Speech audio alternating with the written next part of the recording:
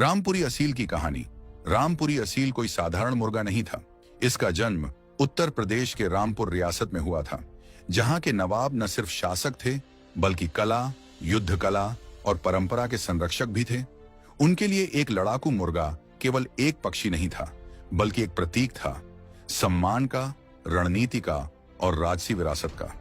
नवाबों ने अपने सबसे कुशल पक्षी पालकों को आदेश दिया कि ऐसा मुर्गा तैयार किया जाए जो शारीरिक रूप से ताकतवर, मानसिक रूप से संतुलित और युद्ध कला में पारंगत हो।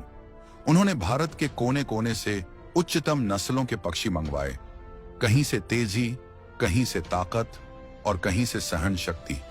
इन सभी गुणों को मिलाकर कई वर्षों के बाद एक नई नस्ल तैयार हुई, रामपुरी असील। यह मुर्गा केवल ताकतवर नहीं था, यह रणनीति से लड़ता था, धैर्य से वार करता था और मैदान में एक योद्धा की तरह खड़ा रहता था। पुराने रामपुरी असील की पहचान कुछ विशेष शारीरिक गुणों से होती थी, जो केवल शुद्ध रक्त वाली नस्लों में ही पाए जाते थे।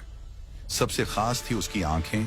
साफ सफेद आंख की पुतली के चारों ओर गहरा लाल घेरा और कई बार पुतली के आसपास नीला या काला छल्ला।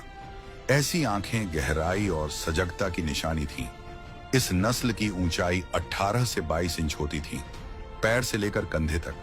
यह ऊंचाई न केवल उसे गरिमामय बनाती थी, बल्कि उसे दूर से हमला करने में भी सक्षम बनाती थी। उसकी टांगें सफेद रंग की, चौड़ी और मजबूत होती थी, जिसमें जबरदस्त हड्डियों की ताकत होती थी। चाल सीधी और नियंत्रित, मानो कोई सिपाही परेड कर रहा हो।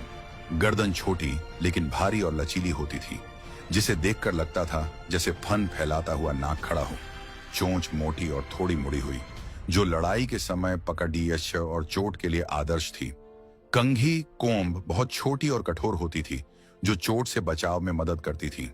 छाती चौड़ी और सीधी और शरीर के हर हिस्से में कसाव था, जैसे हर मांसपेशी युद्ध के लिए तैयार हो। रामपुरी असील केवल एक लड़ाका नहीं था, वह एक रणनीतिक योद्धा था, जो सोचकर वार करता था और मुकाबले के बीच में रणनीति बदल सकता था। कई दशकों तक रामपुरी असील उत्तर प्रदेश के चुनिंदा पक्षी पालकों के पास सुरक्षित रहा, लेकिन समय बदला।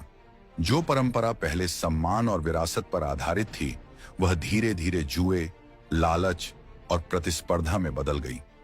लोगों ने तेज जीत के लिए इस शुद्ध नस्ल को हल्के और कमजोर नस्लों से क्रॉस ब्रीड करना शुरू कर दिया।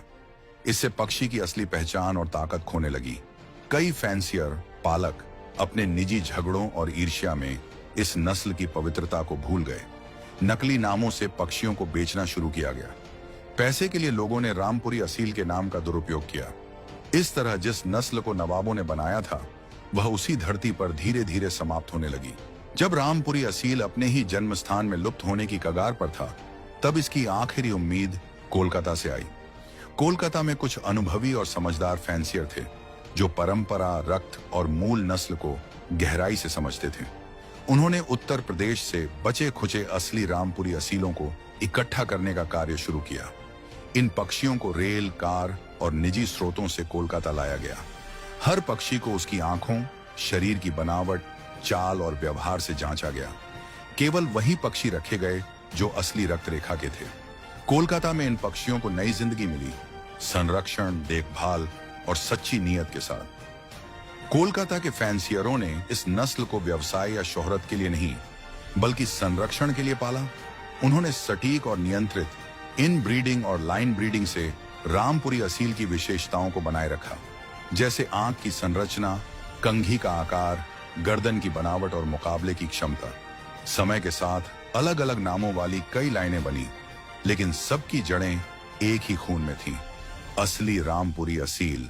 इन पालकों ने यह सिद्ध किया कि एक नाम से नस्ल नहीं बनती, नस्ल बनती है समर्पण से, अनुशासन से और पीढ़ियों के ज्ञान से।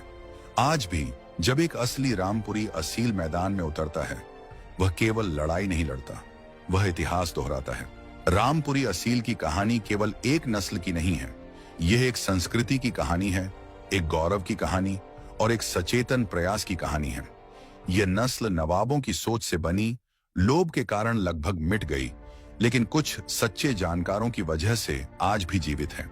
रामपुरी असील आज भी उस विरासत का प्रतीक है जो कभी राजा के दरबार से शुरू हुई थी। यह सिर्फ एक मुर्गा नहीं है, यह एक विरासत है जो सांस ले रही है।